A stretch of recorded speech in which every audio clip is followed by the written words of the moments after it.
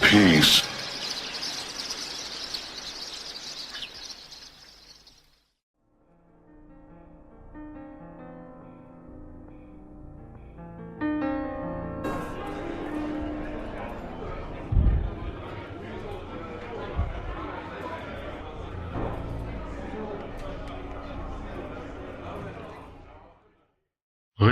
Résidents, amis de l'Empire. La nature est généreuse avec l'Andialistan. Riches couronniers et vergers fertiles abondent d'un horizon à l'autre. Soucieux néanmoins de préserver les ressources planétaires, l'Empire d'Andialistan s'est toujours refusé à exploiter les terres dont il est co-souverain. D'une part parce que la science n'a pas relevé le défi que représente l'accessibilité de l'horizon, et d'autre part parce que bien souvent, les États et leurs nationaux qui en ont déjà la jouissance en abusent bien assez pour que l'Empire ne concourt pas à une surexploitation qui mine déjà l'avenir de la planète. Les autorités impériales ont cependant noté qu'une forte demande s'exprimait concernant la possibilité d'acheter des produits, si possible comestibles, dont l'origine indialistanaise fût garantie. Il a donc été décidé, une fois prises les précautions juridiques qui s'imposent, de proposer à la vente les premiers produits agricoles certifiés de l'Empire. Une décision d'autant plus nécessaire que, faute de fiscalité, l'équilibre des comptes impériaux est des plus précaires. La souveraineté de l'Empire passe aussi par là. Créé par décret impérial au mois de juillet, le commissariat impérial à l'agrobiologie, CIA, a donc pu superviser l'opération. Cueillies à la main, suivant les techniques les plus classiques, les cerises de variété Montmorency, issues du Prunus cerasus planté dans les jardins de l'ambassade territorialisée de l'Empire pour l'Union européenne, ont donc, pour la première fois cette année, fait l'objet d'une valorisation. L'opération a été menée avec la complicité de citoyens de l'Empire, démontrant toute la variété de leurs talents et de leurs savoir-faire artisanaux.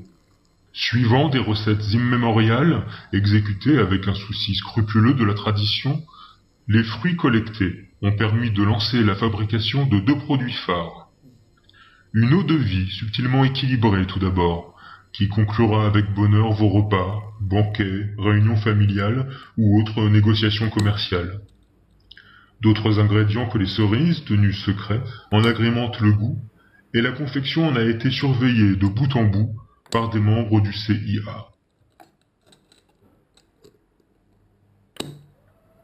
Un chutney ensuite, relevé d'épices variées, qui accompagnera de manière tout à fait idéale les volailles du meilleur goût, et tous les mets les plus raffinés d'ailleurs.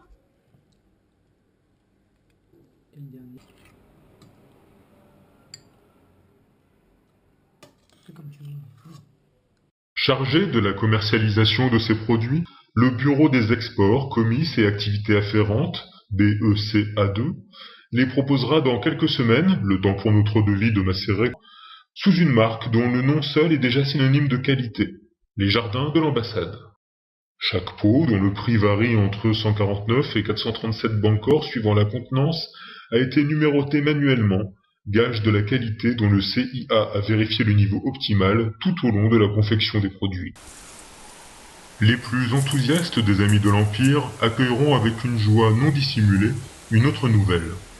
Le CIA travaille d'ores et déjà à la certification d'autres produits, issus eux aussi des terres prodigues des jardins de l'ambassade.